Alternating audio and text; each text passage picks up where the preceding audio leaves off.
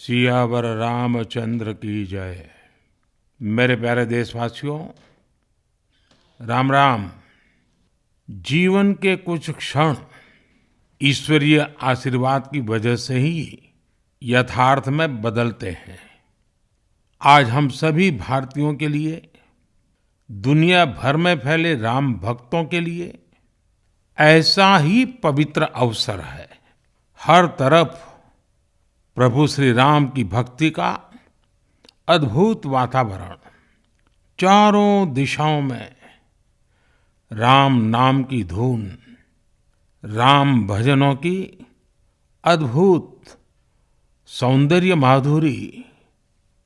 हर किसी को इंतजार है 22 जनवरी का, उस ऐतिहासिक पवित्र पल का।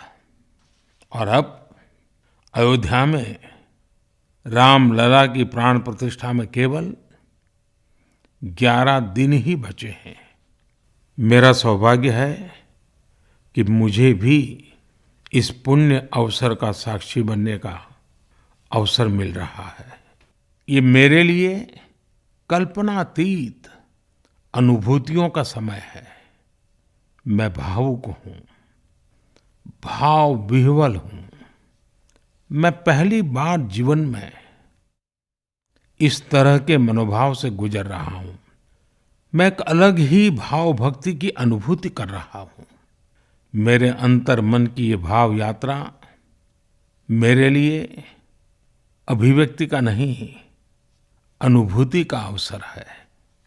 चाहते हुए भी मैं इसकी गहनता, व्यापकता और तीव्रता को शब्दों में बांध नहीं पा रहा हूँ।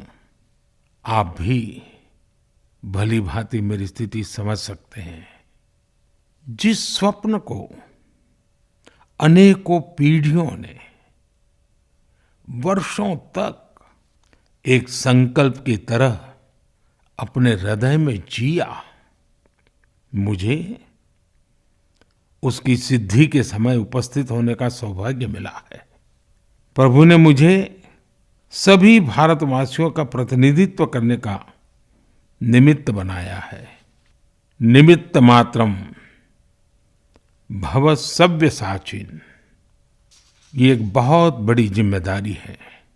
जैसा हमारे शास्त्रों में भी कहा गया है, हमें ईश्वर के यज्ञ के लिए, आराधना के लिए स्वयं में भी दैवीय चेतना जागृत करनी होती है।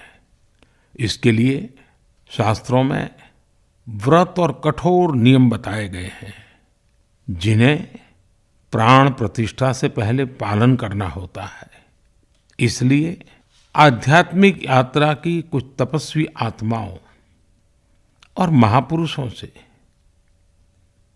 मुझे जो मार्गदर्शन मिला, उन्होंने जो यम नियम सुझाए हैं, उसके अनुसार मैं आज से 11 दिन का विशेष अनुष्ठान आरंभ कर रहा हूँ। इस पवित्र अवसर पर मैं परमात्मा के श्री चरणों में प्रार्थना करता हूँ, ऋषियों, मुनियों, तपस्वियों का पुण्य स्मरण करता हूँ और जनता जनार्दन, जो ईश्वर का रूप है, उनसे प्रार्थना करता हूँ कि आप मुझे आशीर्वाद दें, ताकि मन से, वचन से, कर्म से मेरी तरफ से कोई कमी ना रहे। साथियों, मेरा ये सौभाग्य है कि 11 दिन के अपने अनुष्ठान का आरंभ मैं नासिक धाम पंचवटी से कर रहा हूँ। पंचवटी वो पावन धरा है जहाँ प्रभु श्री राम ने काफी समय बिताया था। और आज मेरे लिए एक सुखद संयोग ये भी है कि आज स्वामी विवेकानंद जी की जन्म जयंती है। ये स्वामी विवेकानंद जी ही तो थे जिन्होंने हजारों वर्षों से आक्रांतित भारत की आत्मा को झकझोरा था।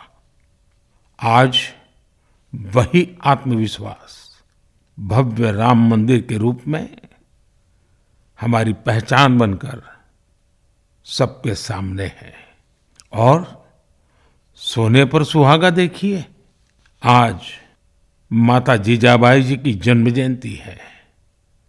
माता जीजाबाई जिन्होंने छत्रपति शिवाजी महाराज के रूप में एक महामानव को जन्म दिया था। आज हम अपने भारत को जिस अक्षुण्ण रूप में देख रहे हैं, इसमें माता जीजाबाई जी का बहुत बड़ा योगदान है। और साथियों, जब मैं माता जीजाबाई का पुण्य स्मरण कर रहा हूँ तो सहज रूप से मुझे अपनी माँ की याद आना बहुत स्वाभाविक है। मेरी माँ जीवन के अंत तक माला जपते हुए सीताराम का ही नाम भजा करती थी। साथियों, प्राण प्रतिष्ठा की मंगल घड़ी, चराचर सृष्टि का वो चैतन्य पल, आध्यात्मिक अनुभूति का वो अवसर, गर्भगृह में उस पल क्या कुछ नहीं होगा। साथियों, शरीर के रूप में तो मैं उस पवित्र पल का साक्षी बनूंगा ही, लेकिन मेरे मन में, मेरे हृदय के हर स्पंदन में 140 करोड़ भारतीय मेरे साथ होंगे। आप मेरे साथ होंगे, हर राम भक्त मेरे साथ होगा और वो चैतन्य पल हम सबकी साझी अनुभूति होगी। मैं अपने साथ राम मंदिर के लिए अपने जीवन को समर्पित करने वाले अनगिनत व्यक्तित्वों की प्रेरणा लेकर जाऊंगा।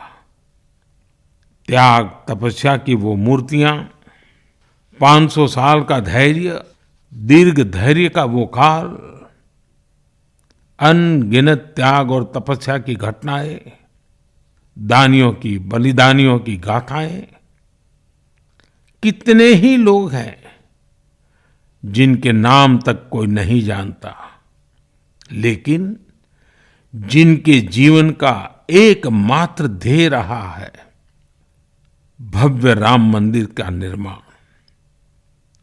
ऐसे असंख्य लोगों की स्मृतियां मेरे साथ होगी। जब 140 करोड़ देशवासी उस पल में मन से मेरे साथ जुड़ जाएंगे और जब मैं आपकी ऊर्जा को साथ लेकर गर्भगृह में प्रवेश करूंगा तो मुझे भी एहसास होगा कि मैं अकेला नहीं, आप सब भी मेरे साथ हैं। साथियों, ये 11 दिन व्यक्तिगत रूप से मेरे यम नियम तो है ही, लेकिन मेरे भाव विश्व में आप सब समाहित है। मेरी प्रार्थना है कि आप भी मन से मेरे साथ जुड़े रहें। रामलला के चरणों में मैं आपके भावों को भी उसी भाव से अर्पित करूंगा जो भाव मेरे भीतर उमड़ रहे हैं। साथियों, हम सब इस सत्य को जानते हैं कि ईश्वर निराकार है, लेकिन ईश्वर साकार रूप में भी हमारी आध्यात्मिक यात्रा को बल देते हैं। जनता जनार्दन में ईश्वर का रूप होता है, ये मैंने साक्षात देखा है, महसूस किया है। लेकिन जब ईश्वर रूपी वही जनता शब्दों में अपनी भावनाएं प्रकट करती है, आशीर्वाद देती है, तो मुझ में भी नई ऊर्जा का संचार होता है। आज मुझे आपके आशीर्वाद की आवश्यकता है, इसलिए मेरी प्रार्थना है कि शब्दों में, लिखित में अपनी भावनाएं जरूर प्रकट करें मुझे आशीर्वाद जरूर दें। आपके आशीर्वाद का एक एक शब्द मेरे लिए शब्द नहीं, मंत्र है। मंत्र की शक्ति के तौर पर वो अवश्य काम करेगा। आप अपने शब्दों को, अपने भावों को नमो ऐप के माध्यम से सीधे मुझ तक पहुंचा सकते हैं। आइए हम सब प्रभु श्री राम की भक्ति में डूब जाएं। इसी भाव के साथ आप सभी राम भक्तों को कोटि कोटि नमन। जय सिया राम, जय सिया राम, जय सिया राम।